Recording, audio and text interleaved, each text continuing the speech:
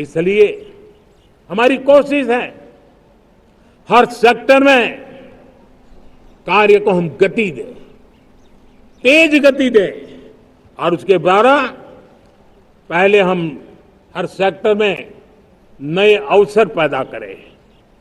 दूसरा, ये बदलती हुई व्यवस्थाओं के लिए जो सपोर्टिव इंफ्रास्ट्रक्चर चाहिए, उन इंफ्रास्ट्रक्चर पर हम बदलाव के मजबूती देने की दिशा में काम करें। और तीसरी बात है, नागरिकों की मूलभूत सुविधाओं के विषय में हम प्राथमिकता दें, उसको बल दें। इन तीनों भारत में एक एस्पिरेशनल सोसाइटी का निर्माण किया है और उसके परिणाम स्वरूप आज समाज खुद एक विश्वास से भरा हुआ है। हमारे देशवासियों की आकांक्षा है, उनके एस्पिरेशंस, हमारे नौजवानों की ऊर्जा हमारे देश के सामर्थ्य के साथ जोड़ करके हम आगे बढ़ने की एक ललक लेकर के चल रहे हैं। मुझे विश्वास है रोजगार और स्वरोजगार नए रिकॉर्ड के अवसर पर हम काम किया है। प्रति व्यक्ति आज आय दोगुनी करने में हम सफल हुए हैं। ग्लोबल ग्रोथ में भारत का योगदान बड़ा है। भारत का एक्सपोर्ट लगातार बढ़ रहा है। विदेशी मुद्रा भंडार लगातार बढ़ा हुआ है, पहले से 2 गुना पहुंचा है। ग्लोबल संस्थानों का भारत के प्रति भरोसा बढ़ा है। मुझे विश्वास है भारत की दिशा सही है, भारत की गति तेज है और भारत के सपनों में सामर्थ्य है। लेकिन इन सबके साथ संवेदनशीलता का हमारा मार्ग हमारे लिए ऊर्जा में एक नई चेतना भरता है। तो हमारे कार्य की शैली है, समभाव भी चाहिए, ममभाव भी चाहिए, उसको लेकर के हम चल रहे हैं। साथियों, मैं जब कोरोना काल को याद करता हूं, कोरोना की वैश्विक महामारी के बीच सबसे तेजी से इकोनॉमी को बेहतर बनाने वाला कोई देश है तो वो देश भारत है। तब लगता है कि हमारी दिशा सही है। जब जात पात मत पंथ ऊपर उठकर हर घर तिरंगा फहराया जाता है, तब लगता है देश की दिशा सही है।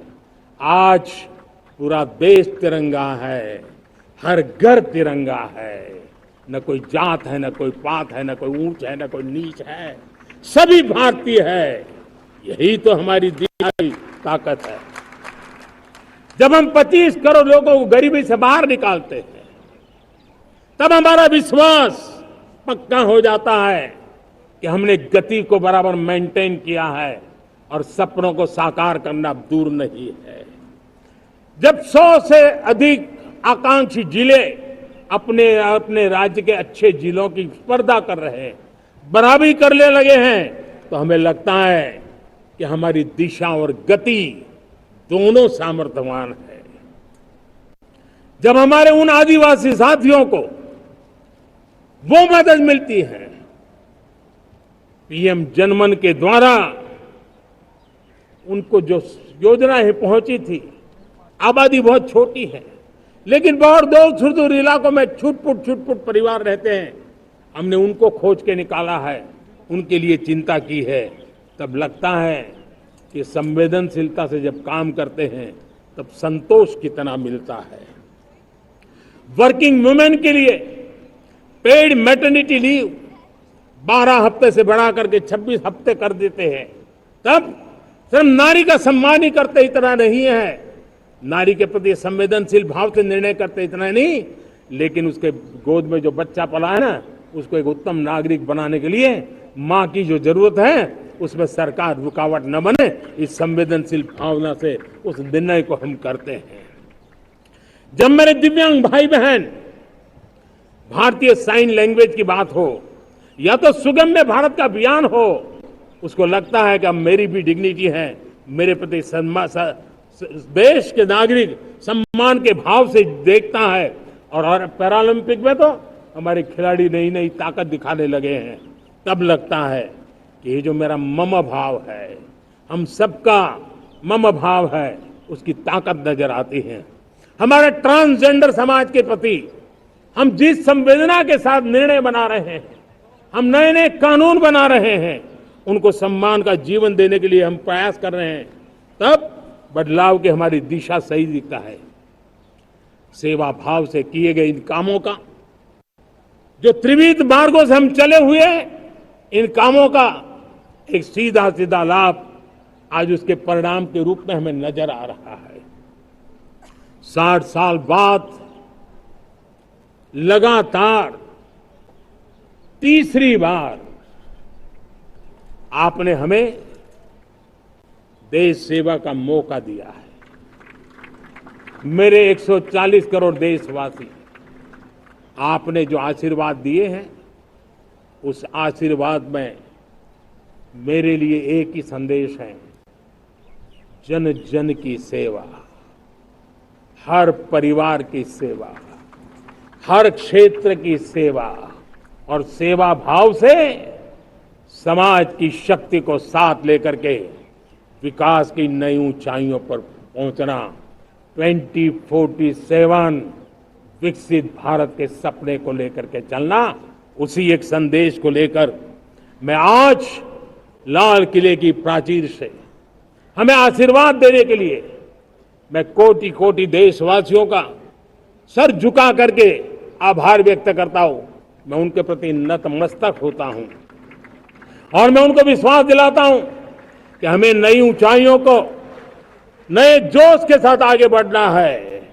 हमें सिर्फ जो हो गया है वो संतोष मान करके बैठने वाले हम लोग नहीं हैं, वो हमारे संस्कार में नहीं है। हम कुछ और करने के लिए, कुछ और आगे बढ़ने के लिए और कुछ और नई ऊंचाइयों को पार करने के लिए हम आगे बढ़ना चाहते हैं।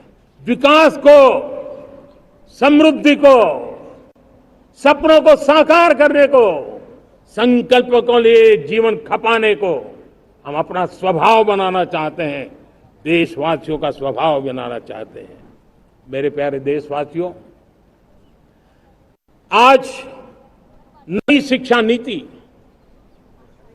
बहुत एक मात्रा में कई राज्यों ने उसको अच्छा इनिशिएटिव लिए है और उसके कारण आज एक 21वीं सदी के अनुरूप हमारी शिक्षा व्यवस्था को जो हम बल देना चाहते हैं और विकसित भारत के सपने के लिए जिस प्रकार से मानव समूह तैयार करना चाहते हैं, नई शिक्षा नीति बहुत बड़ी भूमिका अदा।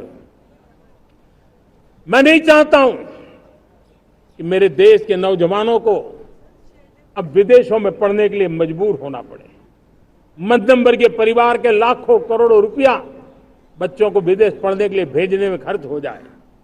हाँ, ऐसी शिक्षा व्यवस्था का विकसित करना चाहते हैं कि मेरे देश के नौजवानों को विदेश जाना न पड़े, मेरे मध्यम वर्गीय परिवारों को लाखों करोड़ रुपया खर्च करना न पड़े। इतना ही नहीं, ऐसे संस्थान निर्माण हो ताकि विदेशों से लोग भारत के अंदर उनका मुंह मोड़े।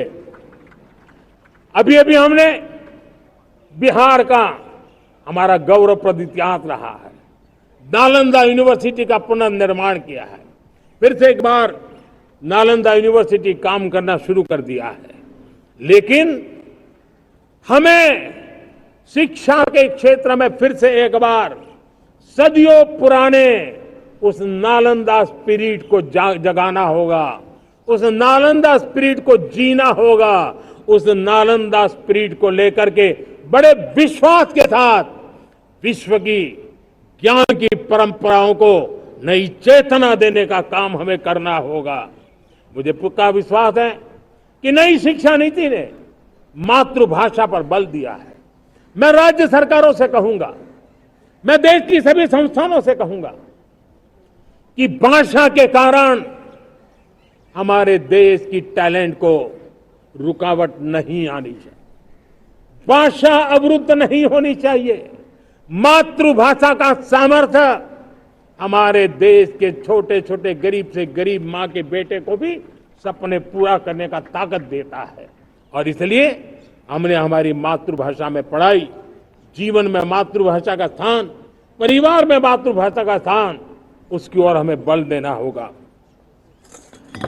मेरे प्यारे देशवासियों, जिस प्रकार से आज विश्व का में बदलाव नजर आ रहा है और तब जाकर के स्किल का महत्व बहुत बढ़ गया है।